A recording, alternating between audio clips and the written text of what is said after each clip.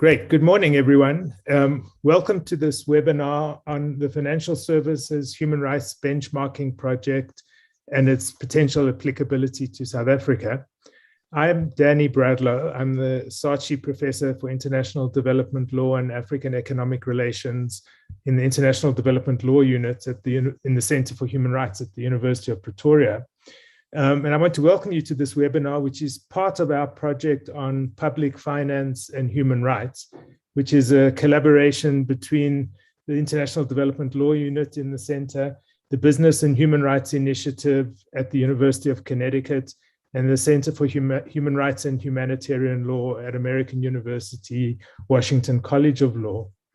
About 30 years ago, if you had talked about the idea of linking human rights and finance, people would have said you're either hopelessly naive and unrealistic, or that you're dangerously radical, and that you're really intending to undermine finance and economic growth.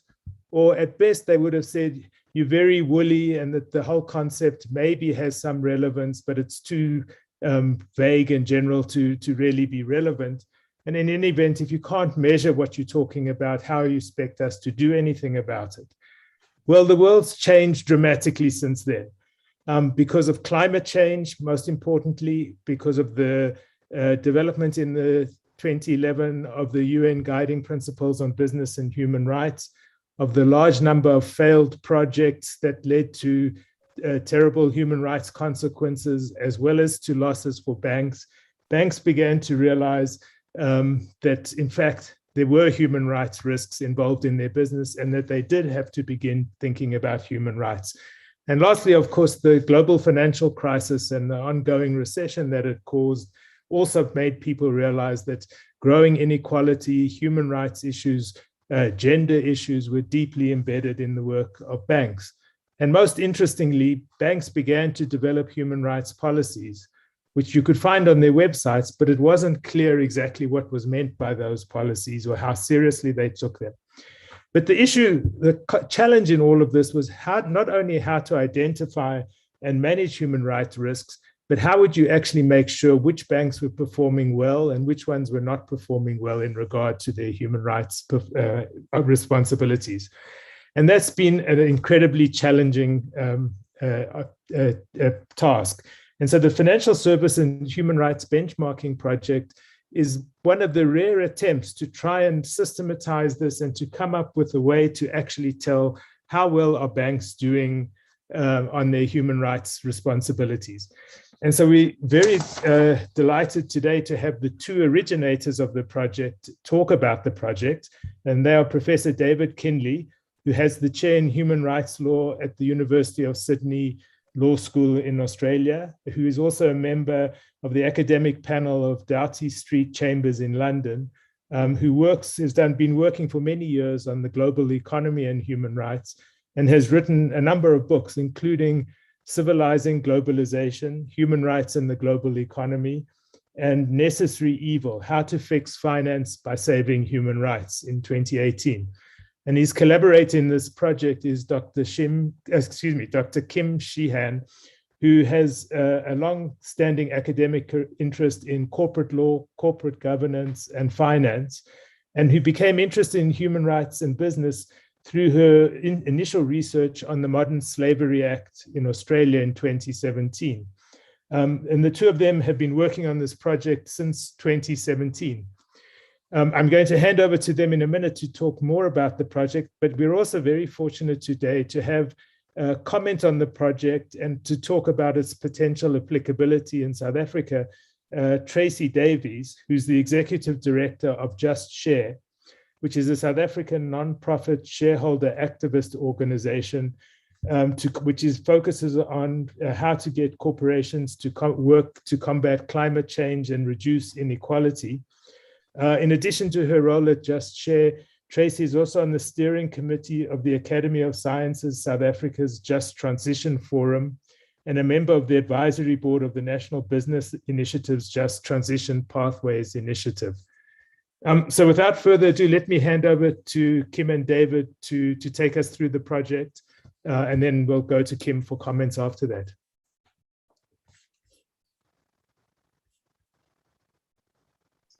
Okay, hi everybody. And a very big thank you to Danny for inviting David and I to present on our project. So if I could start with this slide. Just waiting for my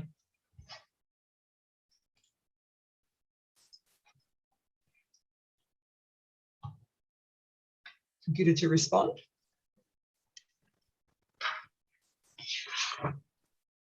Yeah, it's not moving the slides. Yeah, I know.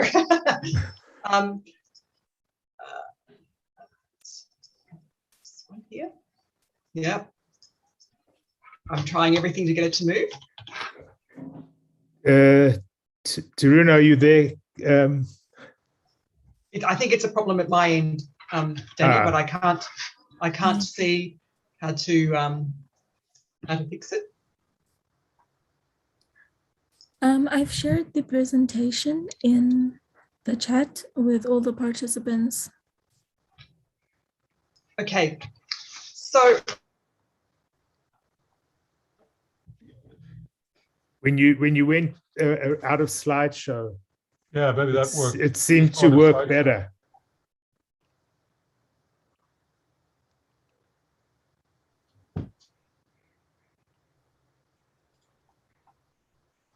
Is it frozen? You can't do that now. it's most for green down in the bottom here. And there you go. Okay, thank you. So with our 22 companies using a traffic light scoring system, the companies are across the top. Down the side are 5 areas in which they can have a human rights impact. We'll explain that in a moment. The key takeaway you have from this slide is that there is no green. And the second key takeaway you have is that there's a lot more red than amber. So this then tells us that in relation to the human rights performance of these 22 ASX listed financial services entities, we have a problem. So now I want to talk briefly about, well, why have a benchmark as a way of measuring performance? And one advantage of having a benchmark is it allows for an entity to compare their performance against the other entities in the benchmark or against their more immediate competitors in the benchmark. Benchmarking is also commonly used in financial services, so it's a concept that they are comfortable with because they use it all the time in their own business. Now, formerly, this was purely based on financial performance.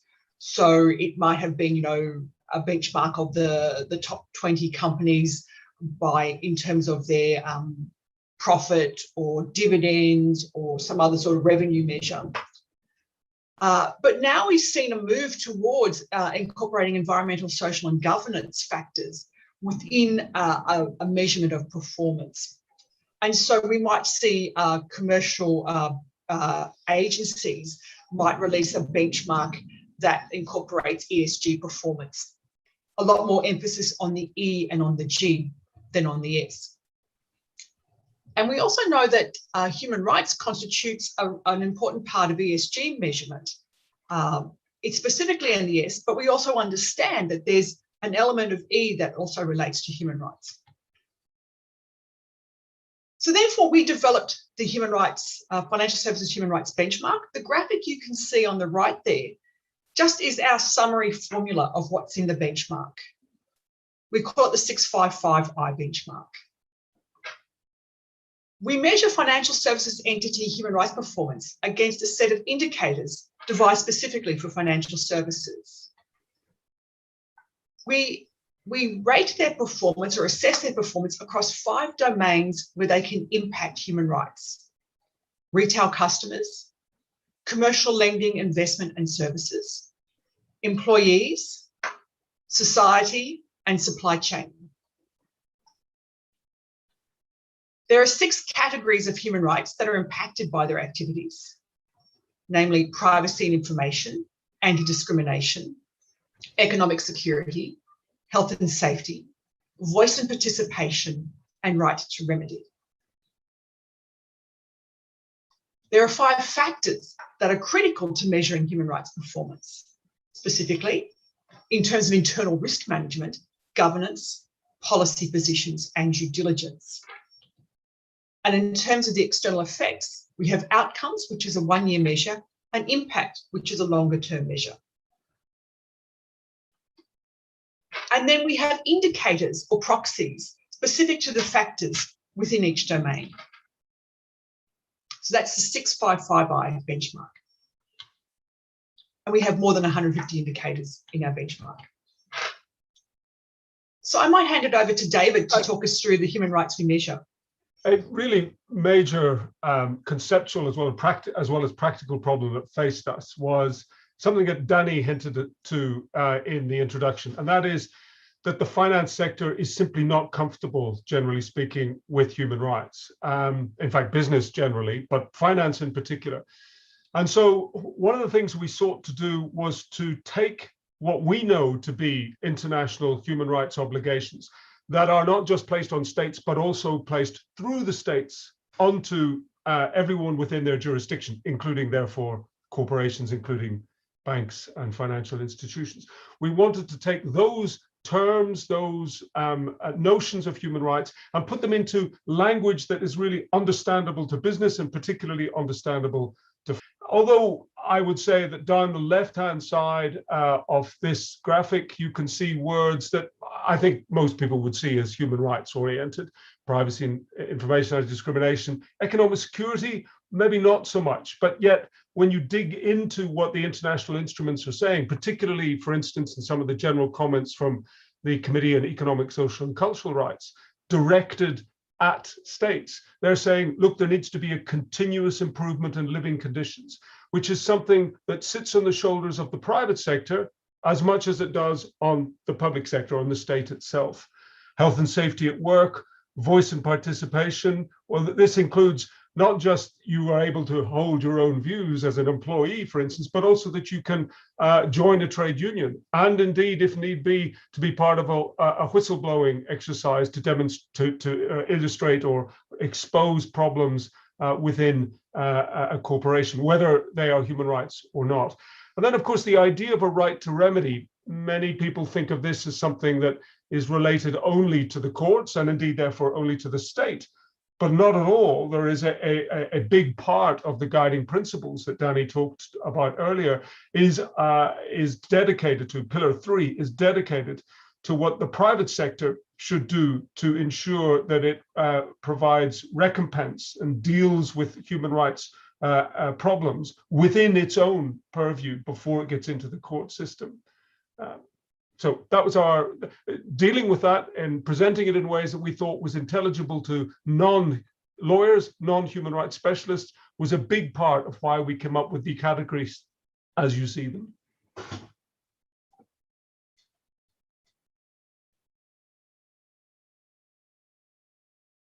Kim, you're... Now I want to go and look at the domains. So this is another feature of our model, is that we don't seek to give an overall score. Rather, what we've done is we've identified 5 domains or areas where financial services entities can have a human rights impact. Firstly is retail customers. So that's your mum and dad customers. It's yourself, it's your children. It's the kind of products that retail customers want. So a transaction account, a loan, a credit card, it could be insurance, it could be superannuation, it could be another sort of investment product, it could be financial advice. The second category is commercial lending, investment and services. Now, this is traditionally where a lot more attention has been given to the issue of human rights performance. For example, we might think about the Equator Principles. But this incorporates a relationship in a couple of ways. It's between the financial services entity and commercial clients. Sorry, Kim, can I just ask people to put themselves on mute if possible? It could be commercial lending, investment and services. So it could be a commercial client relationship. Lending to a business, providing a transaction account for a business. But it also incorporates project finance. It also incorporates fund managers making investment decisions, and also insurers. We know insurance companies are large investors. Our third domain where they can have an impact is, of course, employees. A fairly obvious sort of domain to think about, but quite important. And if we think back to David's categories, we can see already, you can be thinking about, well, how some of these categories will play out differently in each of these domains. The fourth category is supply, and that we have two aspects of that. One is about human rights in the supply chain, but it's also about how the FSC contracts and deals with its own direct suppliers. And our final domain is society. And the key thing about this domain is that,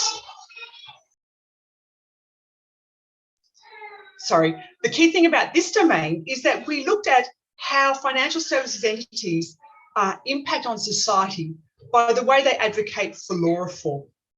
So it's a very particular way we frame this issue of society. Now we consider the factors that are relevant to consider within a domain. David, can I get you to talk through this, please? And Dave, just before you start, sorry, can I just appeal for, there's someone who's got their phone not, or who are not on mute. If you could go to mute, that would be helpful. Thanks. David, could you pick this up for me, please?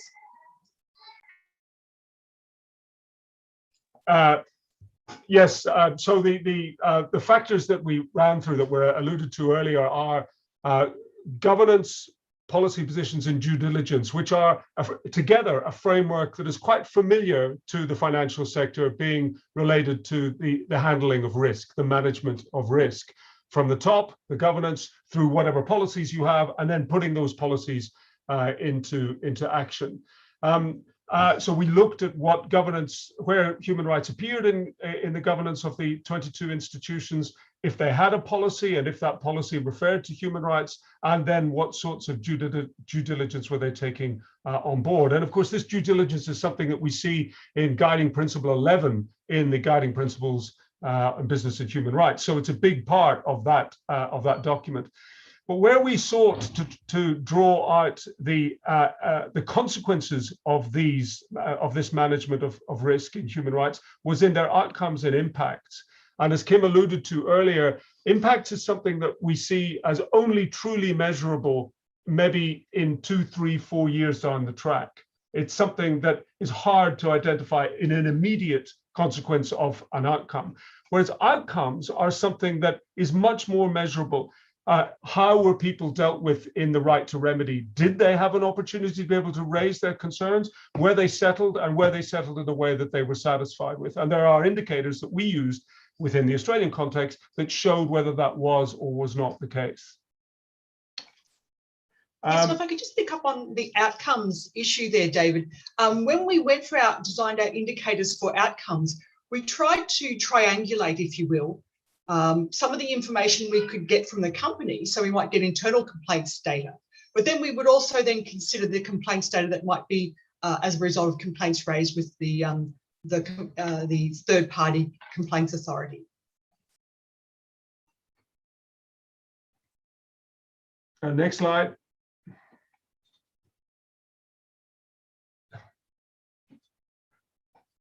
All of it. This is just an exposure to us of why it's necessary to look at impact and outcome, because this is work done by O'Connor and Leibowitz in Stern School in NYU, who measured a whole load of indicators, 1,400 indicators across 12 measurement frameworks, and they found that the social side, so the S within the ESG, is all measured to the extent that it is measured on effort. Do you have a policy, rather than outcome, the effect? And insofar as any of them referred to human rights, it was even less. 98% of it was on effort and almost none of it on effect. So we knew that this is an area that really required, difficult though it is, a focus to try and understand what are the outcomes of these policies and due diligence and governance in terms of human rights.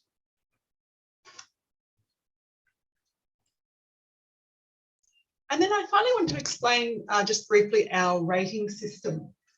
So as I said earlier, we adopted a decision to have a traffic light rating system rather than to come up with a single score. And you can now understanding, because we look at these 5 domains or areas of impact separately, it's very difficult for us to reach an overall score for the institution. So the advantage of traffic lights is obviously that it's intuitive.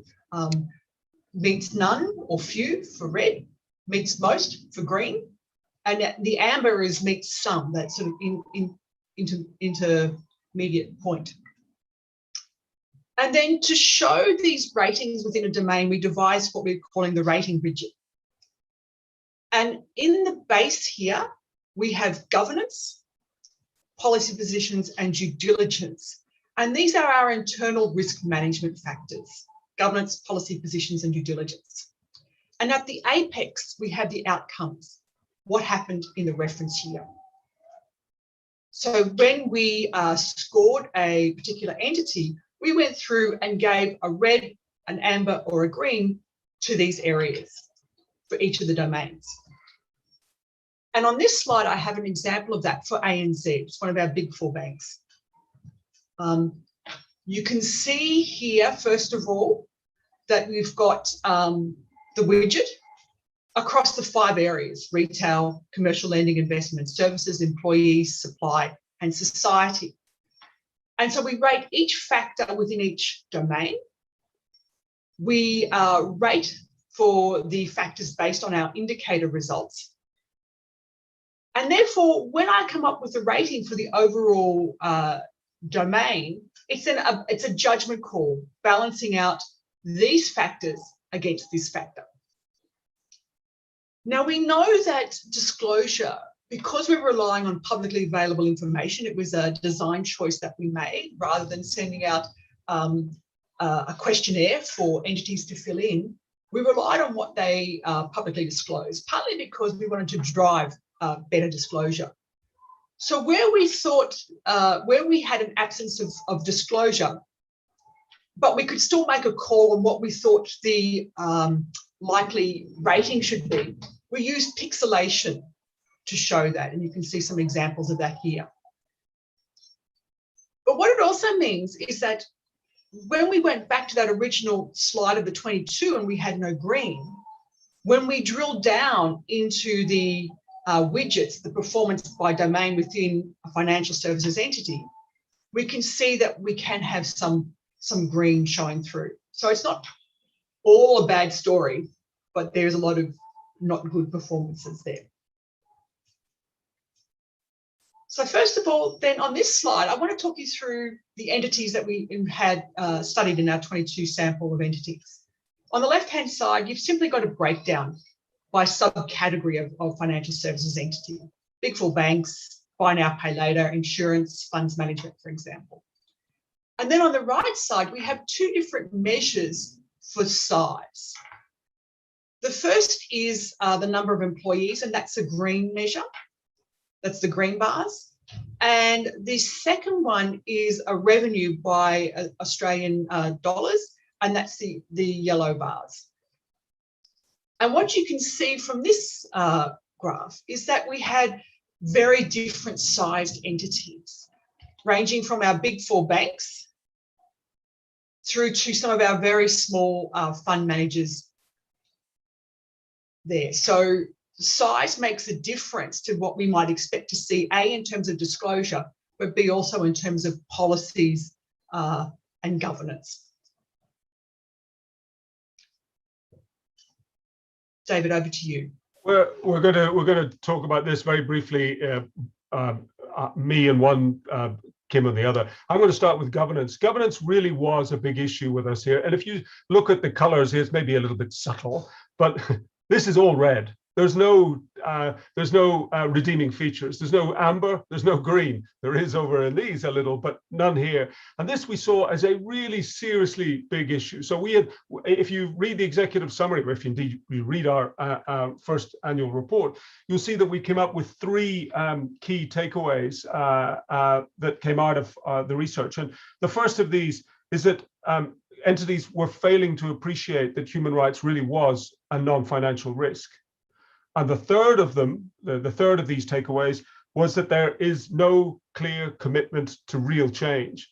Now, both of those lie in the bailiwick of the board, of governance, of the top level. If you don't have the top level engaged, knowing, understanding that human rights is an issue, then no matter what you've got in terms of policies and due diligence later down the track, you're not going to get real change and you're not going to get leadership. So this we saw as a real issue. And if you look back through the other slides, all companies were red when it came to governance. So hence we've got solid red here.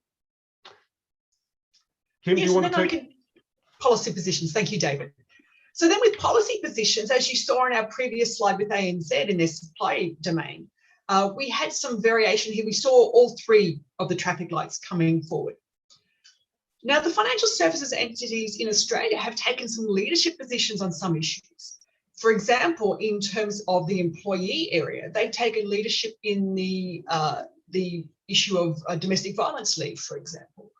But some other issues are basically ignored. And then in terms of policy positions, these vary in depth. So if they do have a policy, it could be as simple as a 4-page aspirational statement, or it could be a 20 or 30-page document with more detail in it. So there's a lot of variation in the policy positions. And it's really important to remember that a lot of emphasis has been given in the past when we look at these entities to what they're doing for policy. But essentially, if you don't see it as a risk, i.e. in your governance, then you're not providing in your governance to be able to manage that risk, then it's likely that you're also going to not have policy positions that address the issue. Due diligence, David. Due diligence is an interesting one because it is an area where business is more familiar as a consequence of the guiding principles. And so finance can pick up on this. A real Achilles heel for finance, though, is when it comes to commercial lending, particularly commercial lending. And when commercial lending involves investments or lending overseas, in other words, outside their territory, because there was always a feeling that, well, look, that's not our responsibility. If somebody digs a hole in the ground and indigenous people are displaced as a consequence of that, then it's the mining company's problem. It's not our problem. But yet you financed or provided some finance to that mining company. Now, that sort of due diligence is something that the banks are still having real problems with, even if their policies before this, even if their policies are saying that they take this on board, they're not doing it in practice.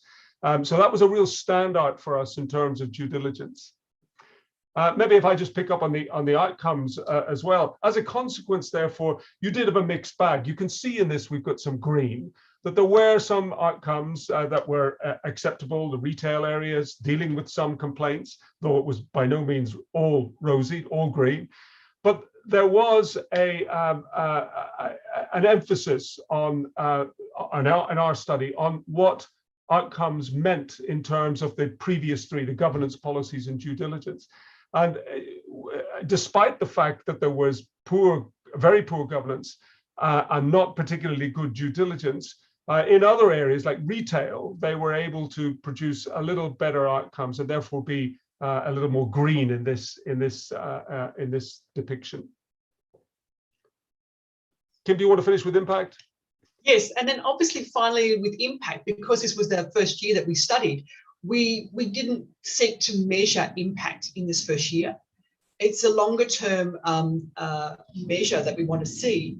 But one thing that's a feature of our model as well is we didn't consider any philanthropy, because we take the view that philanthropy is not a human rights offset. So when we analysed their business across the 5 domains, we considered what was core business, what were they doing in that area, not what they were doing in philanthropy.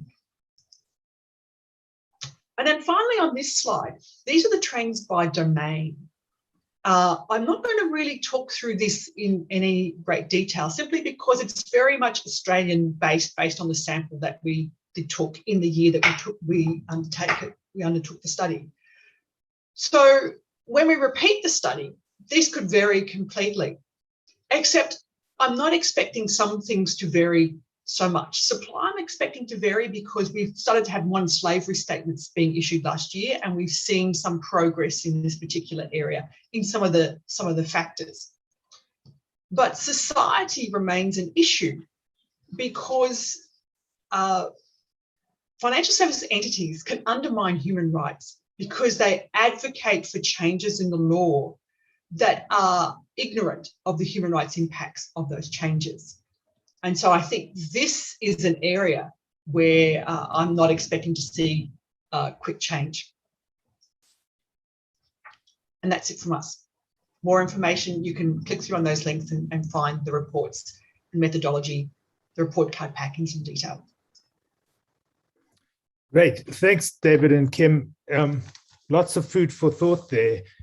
I think it's clear that given a country like South Africa with its important financial sector and it's the need for the financial sector to contribute to the transformation of the economy, which it's not doing as well as it could be doing maybe, this project has, at least on the surface, some potential applicability in South Africa as well. And so I want to invite Tracy, who's worked on these sorts of issues, to comment on this. Tracy, over to you. Thanks, Danny, and thanks, Kim and David. This is very interesting and absolutely, more than applicable to the South African context. I was very struck by David's comment that business the financial sector in particular, but business in general, is not comfortable with the human rights discourse. And I think in South Africa, bizarrely, given our history of kind of large-scale systemic human rights violations, I would say that is particularly true of the South African financial sector. Human rights human rights impacts, human rights violations are something that happen somewhere else, and certainly have nothing to do with the financial sector. So, I have been working on corporate accountability and transparency in relation to South African corporates for almost a decade now. And this is the first local event I've ever been invited to speak at that deals with human rights in the corporate sector, which is just an indication of that sort of lack of discourse on human rights impacts in South Africa. So, essentially what this project seeks to do, which is the core of all of the work that I seek to do as well, is to expose the gap between what corporates say about their commitments and care on these issues and what they're actually doing. And I think that in South Africa, it's also important to remember that our financial institutions, many of them have an Africa-wide impact, or certainly sub-Saharan Africa. They have operations in a number of other African countries, and they're also involved in lending to projects, particularly what we're seeing now, oil and gas projects, which obviously has huge human rights implications for all sorts of different reasons, in places like Uganda, Kenya, Mozambique, Tanzania, Nigeria. So this is really an increasingly kind of crucial issue. South Africa is home to the kind of the birthplace of integrated reporting.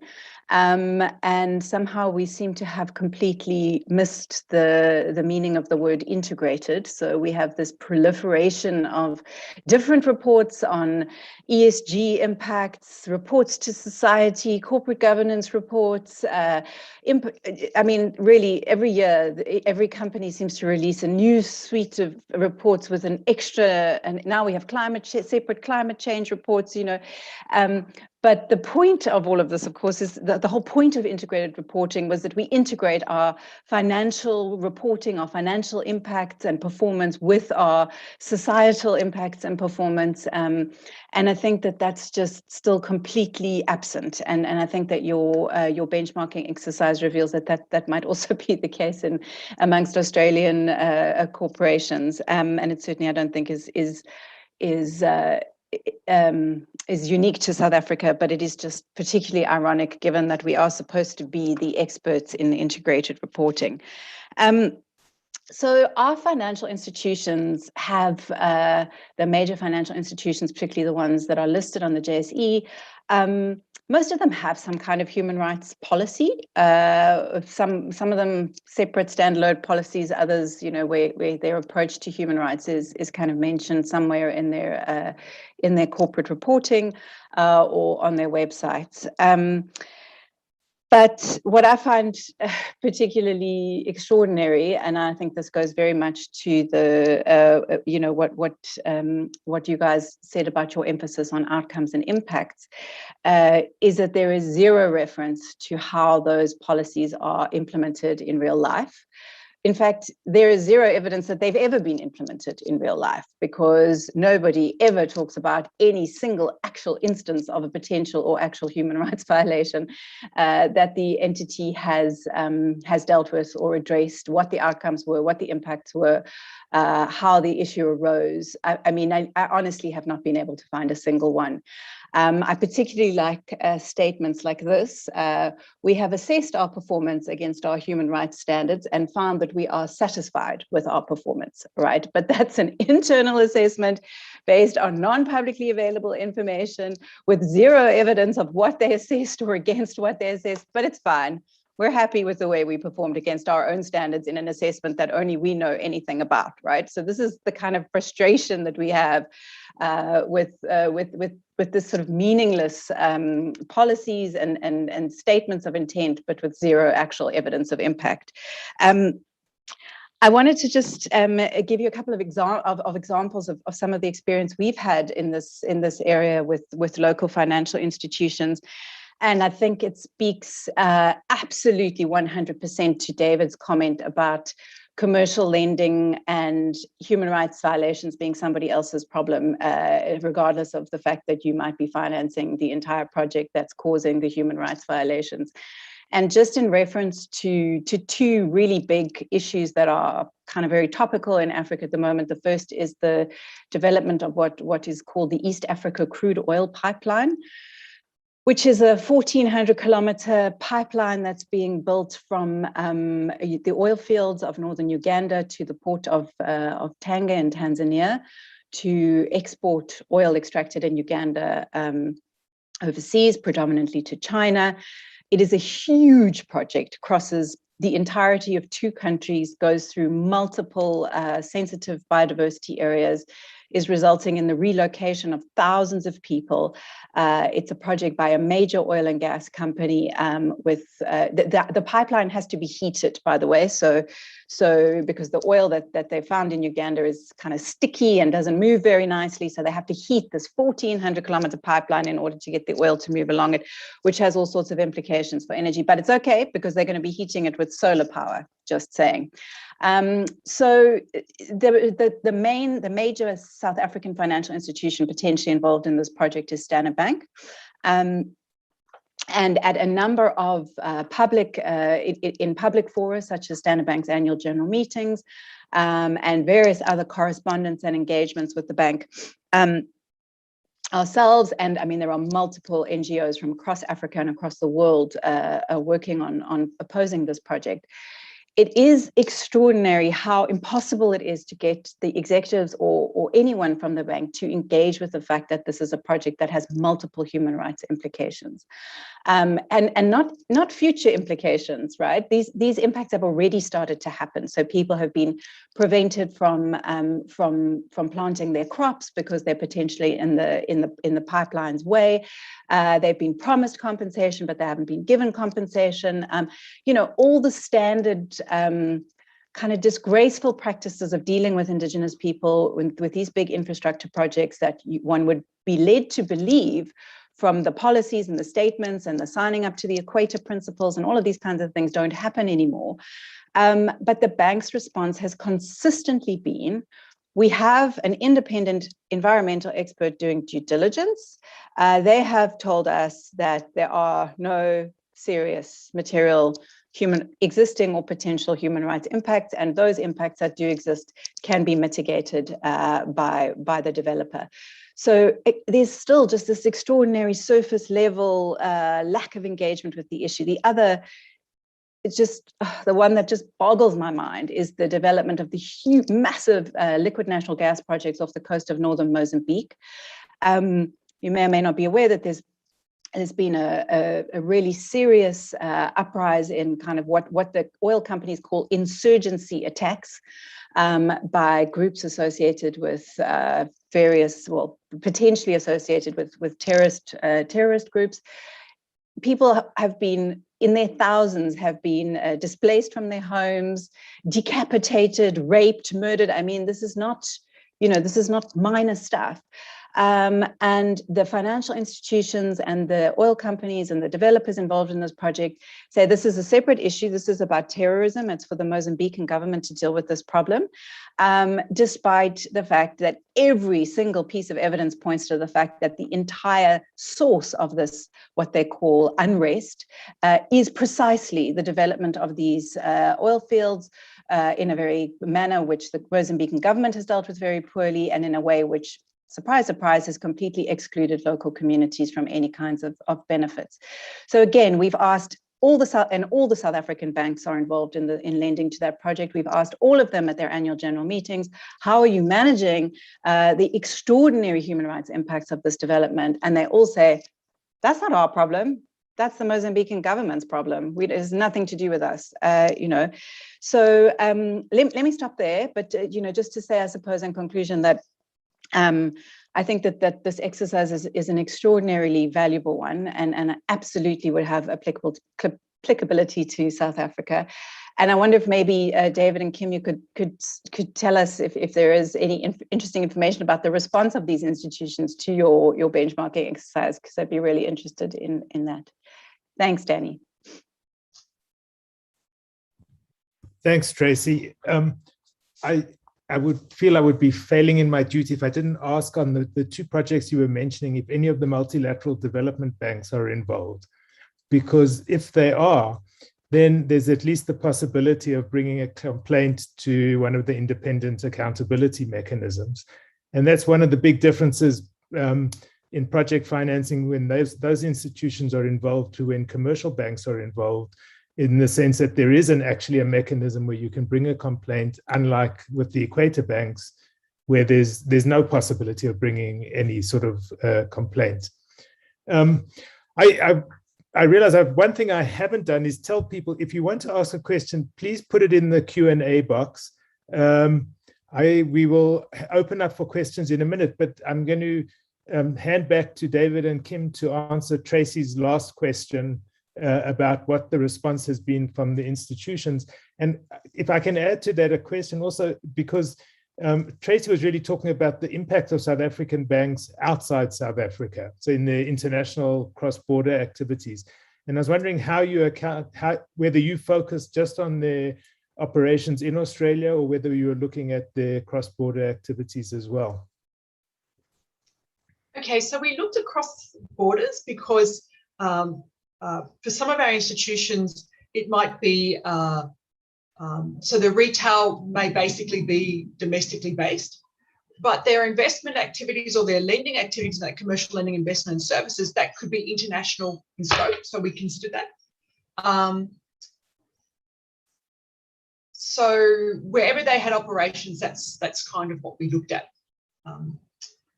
Now, if I could just come back to Tracy's question about, well, how do they react? So we've probably had outreach and engagement with about a quarter of the institutions that we studied. We also had a superannuation fund who was not one of the entities that we studied, because superannuation funds aren't listed, contact us and say, we've written to the financial services entities that we hold in our portfolio, pointing out the results of your research and asking them what they're going to do about it. For us, that's a really great outcome. And we understand that that's one way that our research can be used, is by institutional investors to help improve, to help to hold to account, especially in that listed entity space. They're the people that can get in the door and be listened to. Dave, do you want to come in and talk about the others that we had engagement with? Yeah, well, yes, that, and also the more general point of the fact is that we used publicly available information only. So as Kim said, we did not approach them. We didn't ask them to give us their views. We said, we want to see what you've got out there. And if you don't have it out there, and it's just not a plain statement of we're satisfied, but why you're satisfied, then how on earth are we to take you at your word, which is your point, Tracy. So in a way, that for us was the key. And if some of the organizations that did come back and say, you know, in the meantime, we have actually done some stuff, which we knew they had, we're saying, well, that's fine. But at the time, it wasn't there. And some of it still isn't there. So you've got, it's incumbent upon you to produce this. It's not us that has to go searching for it. And why should we take you at your word? So it's the point that you make, Tracy, on that. And just on the external financing, you know, one of the indicators we did use was complaints that reached, say, for instance, the OECD national contact points. And our national contact point did investigate one really scurrilous investment by ANZ in Cambodia, which was completely contrary, the outcomes of it and the consequences of it was completely contrary to what they said in their own policy. And indeed, our NCP, who's a government official, said, how could you do this? How could you have a policy that says X and you did opposite X? So even she could see that there was a huge incongruity here. So I think maybe the lesson to pull away from this is, for us, is to make the thing based on what you make publicly available. And if you don't make that publicly available and it's robust, it's actually supported, then we're not going to, why should we give you the benefit of the doubt? So if that's something that you can take away from this and push at your own banks, in your own institutions, in your own jurisdictions, then I think it's a jolly good thing.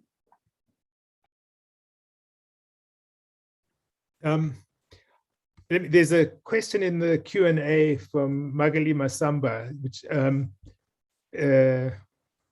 on, okay.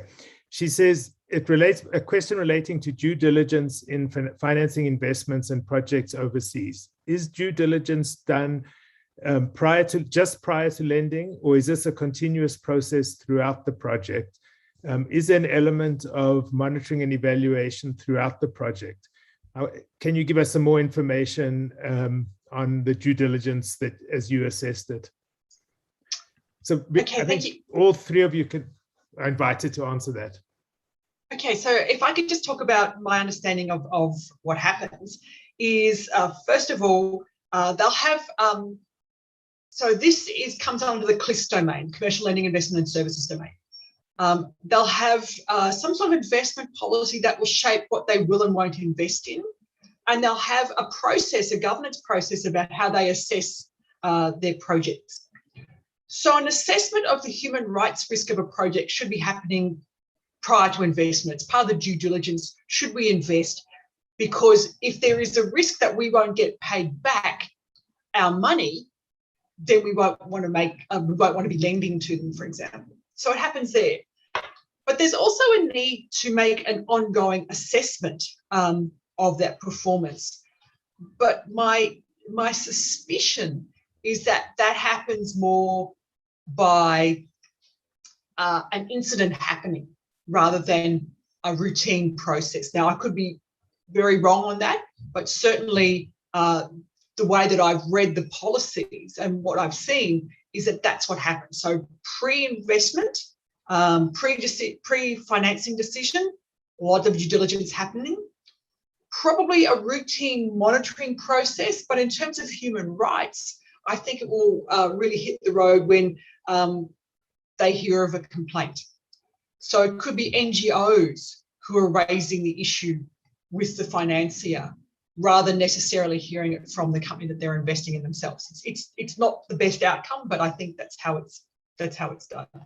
I think that's right. If I could just chip in there, yet there is an issue here as well, because modern slavery is requiring them to take a year-by-year analysis of what their footprint is. So it should be in their mind that this is something that they must do. They just don't give it the green light at the beginning and then think, oh, that's fine, and they'll do whatever they do. Because of course all sorts of things happen during the project length. The second thing is that, of course, as Danny would tell us in volumes, this is something the multilateral banks and financial institutions are much more attuned to, that they keep a rolling review as to what's happening in terms of performance standards.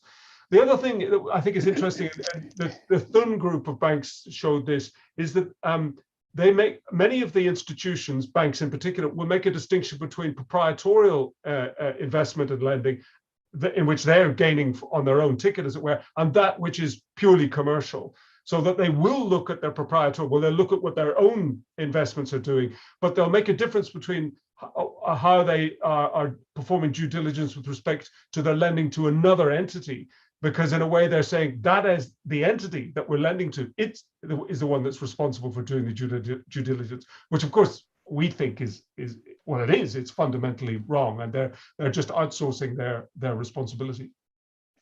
And Danny, if I could just add to that as well, you know, the other important question I think is even if there is ongoing due diligence, what does that actually mean in practice? Because, and I'll give you an example to illustrate what I mean. There's a coal mining company in KZN in South Africa that has an operation on the borders of the Hluhluwe-Umfolozi Park. So it's the oldest nature reserve on the planet, and it's a very, very sensitive environment, but it's also a very rural community, lots of local communities who are reliant on the water and the land for their food and jobs. And there's been huge conflict between the community and the mine for many years. And the mining company has, in my view, kind of, you know, not done its best to diffuse the tension amongst the communities. And a few late last year, one of the environmental activists in the community, a 65-year-old woman, was gunned down in her home as a result of her opposition to the mine. So this is a question of human rights defenders. It's, you know, if there was ever a serious human rights issue, you would think that something like this would be it. And we approached the main bank that lends, the main commercial lender to this mining operation, which is a bank that prides itself on its approach to these issues.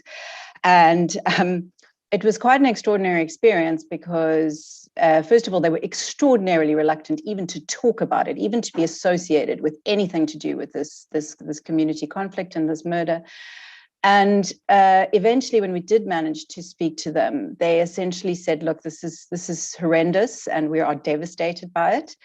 And if it had happened before we entered into our contract with the mine, obviously we would never have lent money to this company, but we're now contractually obliged to stay in this relationship for as long as the contract runs, and there's nothing we can do about it. So, you know, it's also kind of, it's all very well to say we conduct ongoing due diligence and we check all of these things all the time, but if you can't actually do anything about it, because of your contractual obligations, then really, from some point of view, what's the point of all of that? You know, that's my very cynical view based on some direct experience of these situations.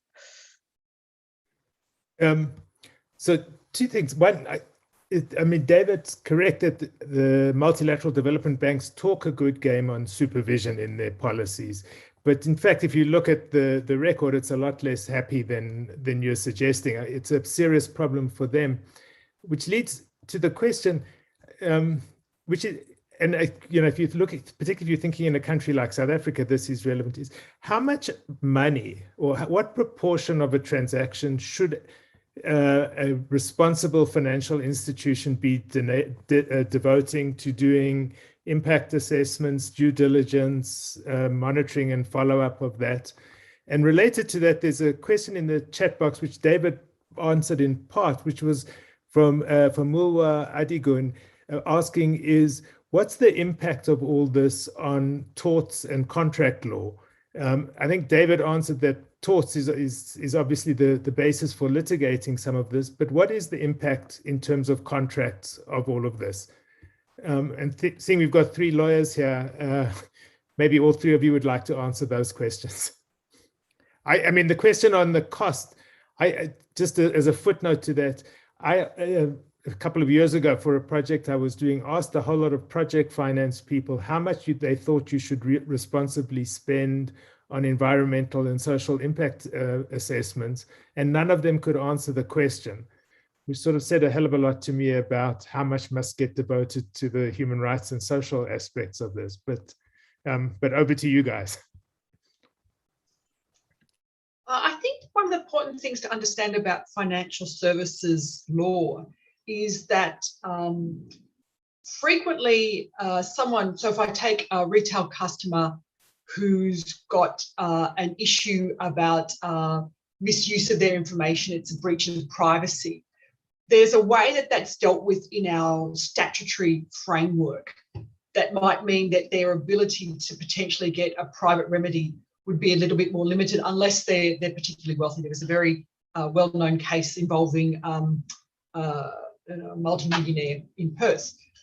So a lot of, say, for our retail customers who've had an issue with there was a lack of appropriate information to enable them to make a decision about the financial product and it's had a negative outcome, that will start with a complaint to the financial services entity, potential to fix it up, doesn't happen there, goes on to AFCA, our Financial Complaints Authority, with potential to take it up. But particularly it can be class actions that might form a basis there, trying to rely on our financial services law around misleading and deceptive conduct, for example, or it could be our regulator, our ASIC, our Australian Securities and Investments Commission, that comes in and takes action against the financial services entity, and there could be a component of compensation that will go to people as a result of that.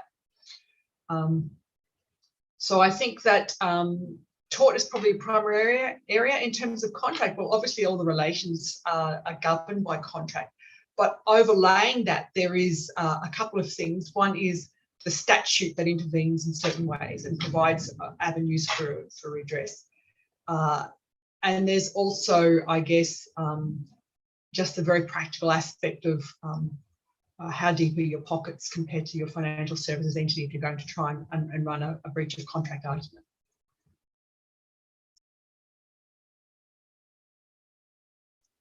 On the question of how much you should spend on those environmental and social due diligences, Danny, I mean, I think more important than the question of how much you should spend is the fact that it's the bank that's paying for them in the first place.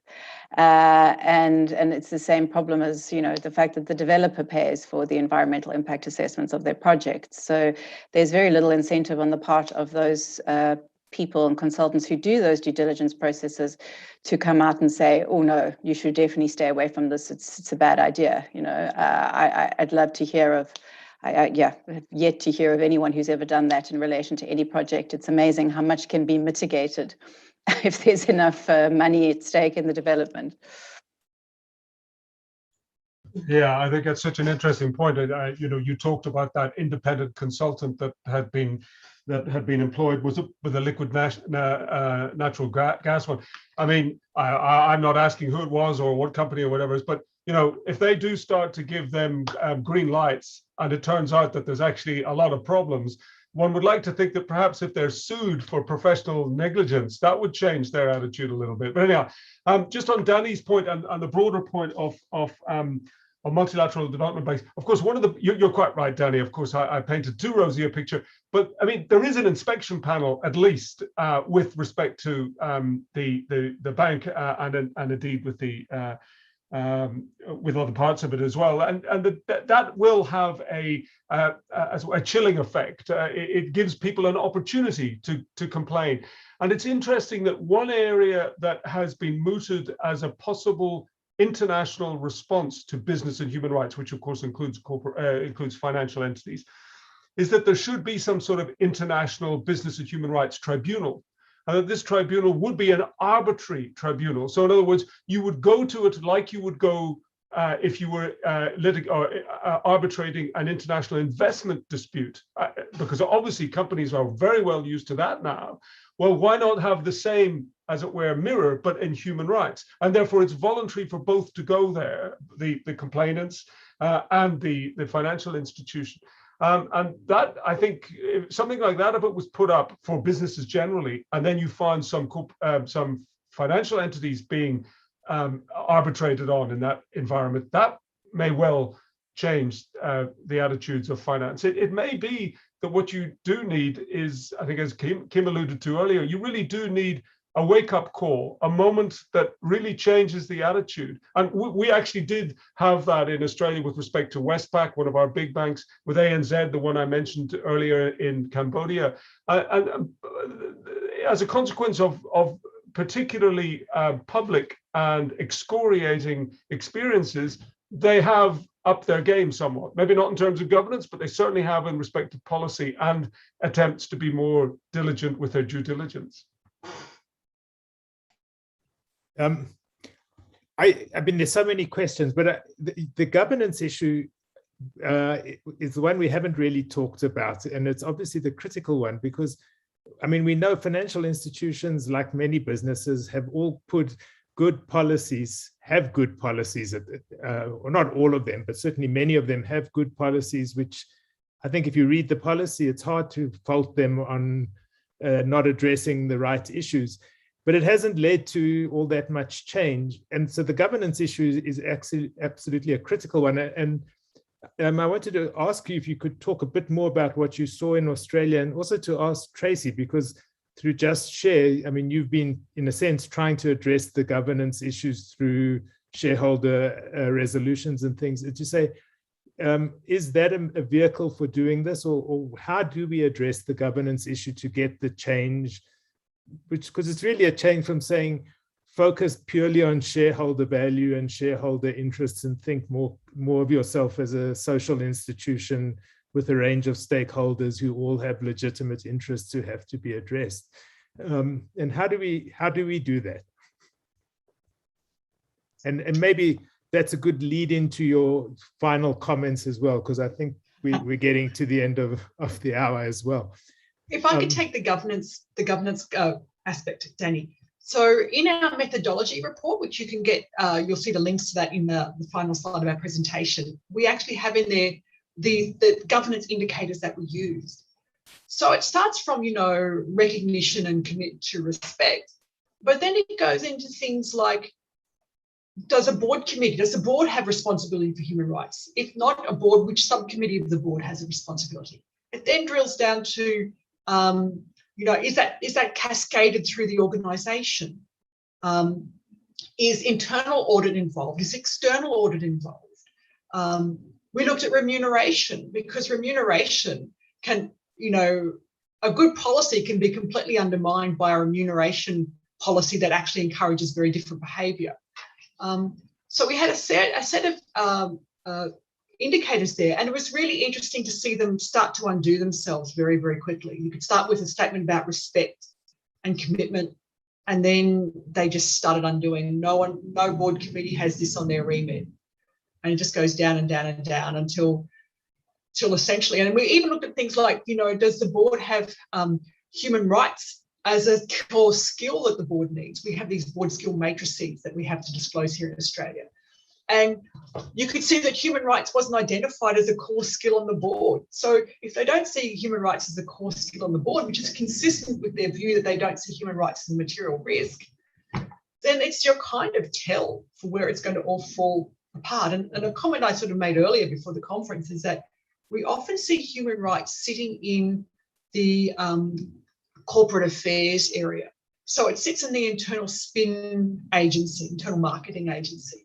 And we see that as a problem, because what the company is saying by doing that is that this is really a disclosure problem, and we'll get those pesky shareholders and we'll just, we'll pat them gently on the head and, we'll send them on their way. Rather than actually seeing it's an integral part of your business, because financial services is ultimately a people business. So that's why I say. And just quickly on shareholder proposals, we've had a few human rights oriented shareholder proposals in Australia, more around trying to get people to do things about policy. Yeah, and I mean, I think that the governance, the board skills question is a crucial one, and it's something that we've been trying to highlight, as you say, Danny, in our with our campaigns and questions at AGMs, and to some extent with our shareholder resolutions, because of course the predominant skill set on corporate boards, especially financial sector corporate boards, is financial expertise, right?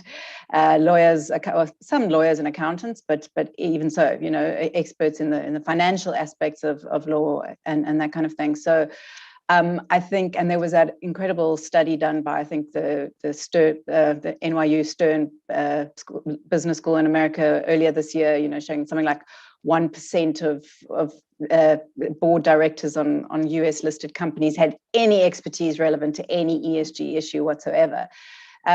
So I think that, you know, and what we see frequently in the response to those kinds of raising that issue is, they say, but we have training, you know, we get training on ESG issues, we get training on climate change. Once a year, we have someone come talk to us about climate change, you know, which is also a reflection of a view of the world that says these issues are peripheral. The main issue is the financial expertise and the financial issue. And occasionally we might think about these other things. Again, a complete failure to understand that you have to integrate them into your entire business model.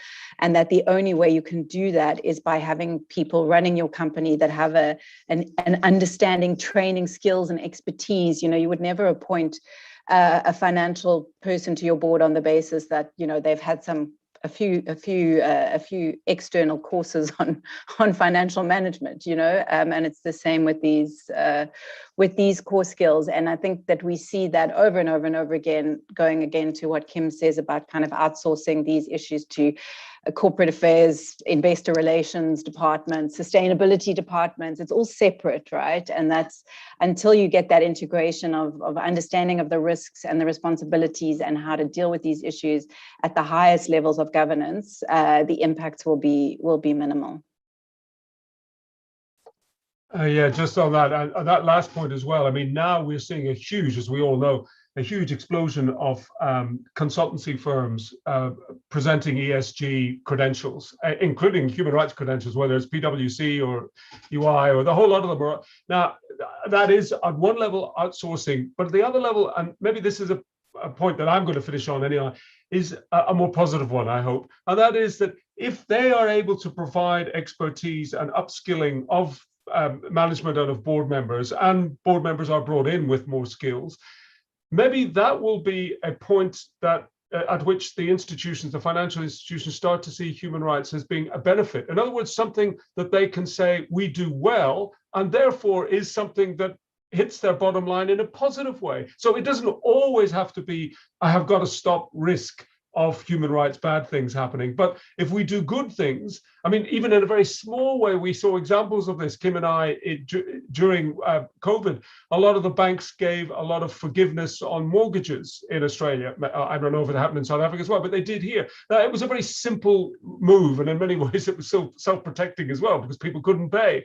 But it was a sensible and it had a human rights dimension to it. It's something that they could put forward as a sort of compassionate, recognized human right response. Now, doing more of that, rather than just looking at human rights as being something that's going to attack them and is going to be problematic, may be one way to try and convince more of these institutions to take human rights seriously at the board level. Thank you. Thanks to all of you. Just on the ESG issue, you might be interested. Earlier this year, the former head of sustainable investing at BlackRock, whose name I'm forgetting, turned into a whistleblower and wrote a long, interesting expose explaining why he thought ESG really was a bit of a scam, and why it was sort of built in that it couldn't succeed really in the way that it was intended to. And it's worth reading because it's thought-provoking. Though, to end on a positive note, as I began, I mean, as I was listening to this, I was thinking 30 years ago, more or less, the first time I ever went to speak to the World Bank about human rights. I remember walking in to speak to some senior managers about human rights and literally seeing their eyes glaze over as if it had absolutely no relevance to their lives at all. Today, there's no one in the bank who would ever do that. And as the discussion here shows, is even in commercial, private institutions, people understand it's relevant. They understand they need policies. It might be all a PR exercise, but it's an advance from where we were. And it's likewise with this benchmarking project. I mean, it shows we've got a long way to go, but it shows that we on the human rights side are making progress as well in understanding how to make it more relevant, how to show and to speak to the financial community and the business community in a way that is understandable to them. And that's progress.